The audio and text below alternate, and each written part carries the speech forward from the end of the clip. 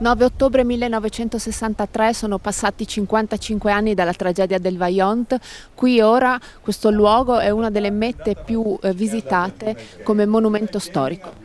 Sì, è incredibile, è la prima volta per me in questo luogo del disastro e